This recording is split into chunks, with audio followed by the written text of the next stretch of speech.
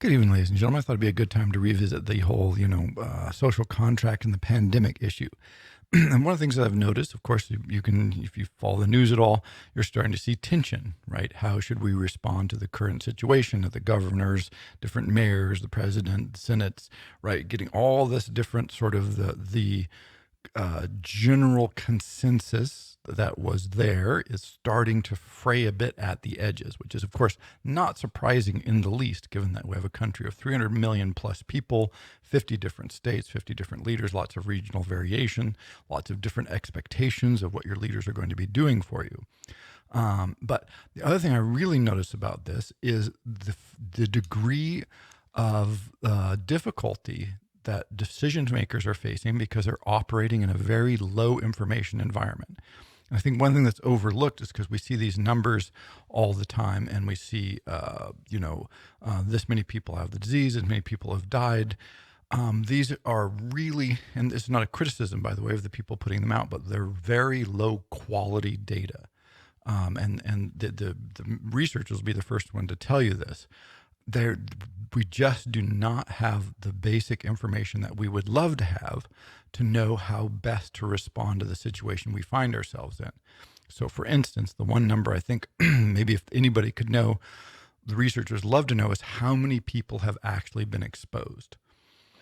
That piece of information would be hugely valuable for any number of reasons, not least of which it would let you have a better sense of lethality. It wouldn't absolutely tell you that, but it would give you a better sense of that. It would also give you a much greater sense of the communicability. So we still don't really know how communicable it is, how easily spread. It must be, fairly easily spread, but how easily spread, it's not clear because we just don't have good research on that yet. And so, if one person sees 4 people, how many of them are likely to get it? See, we don't know that. Is there a significant percentage of the population that will never get it? Because you have this huge variation in response that we've been hearing about. When you have a disease that some people get and have no response to it, it seems to affect them not at all. And some people die, and then some people get really, really sick.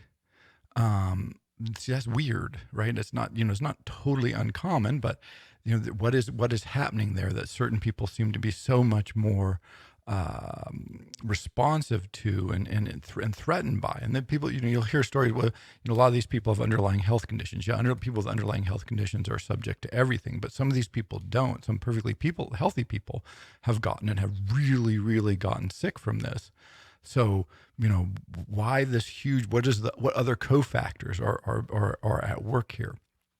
And so when you don't know how many people have been exposed, you don't know how transmissible a disease is, and you don't know why we're getting this variability of response to seemingly the same exposures, then wow, now it's hard to make decisions, right? And so if you're a politician, if you're a leader, if you're trying to even think about this as an average citizen, it's like, well, the impulse is to say, oh, I'll read this information or lack of information the way I want to. And so it's easy to look at the data and say, millions of more people have the disease, therefore it's very much less threatening than we think, and everything's going to be fine. Let's go back to work.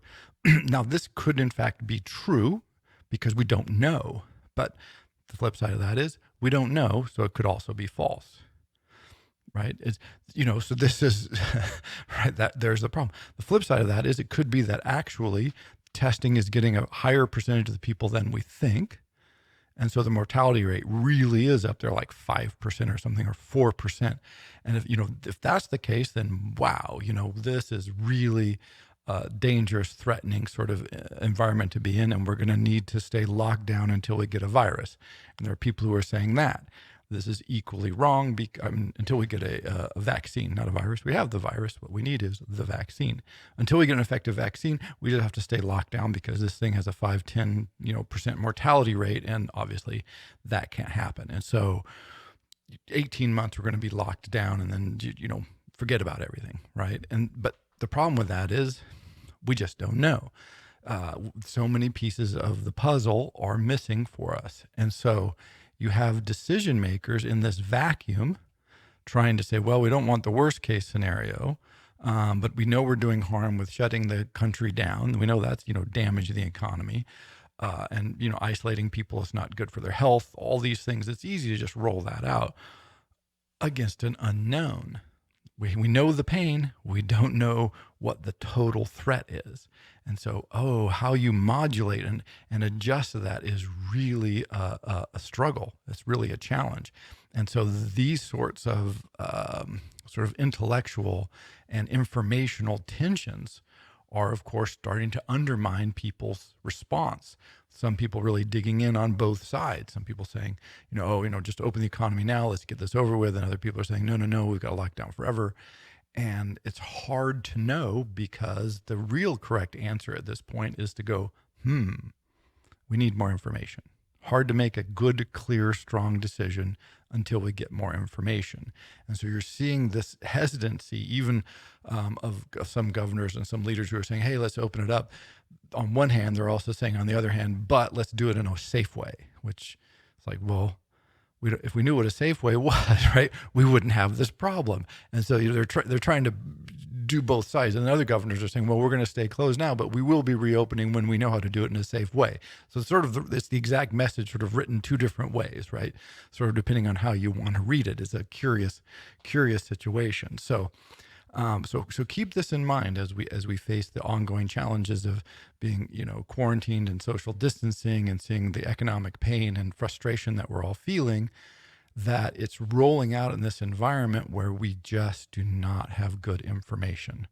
And until we get good information, it's hard to feel comfortable and grounded in what's going on. And that is reasonable. By the way, it's perfectly reasonable to feel that tension, but it's unreasonable to draw conclusions from that other than we don't know.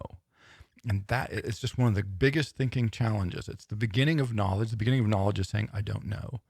But to sustain that, to say, oh, look, I still don't know. Gosh, I still don't know. Really, still don't know.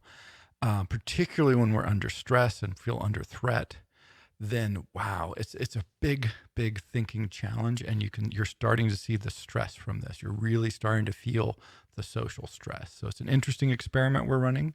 Hope everybody is well, but try to keep that, try to keep the mind open and not, get closed in, and not let that stress and the fear drive the thinking, because we're still floating in this just big bubble of the we don't know. Hopefully we'll know something soon. But until then, wow, we just have to sustain that uncomfortable position that we don't like, which is not knowing.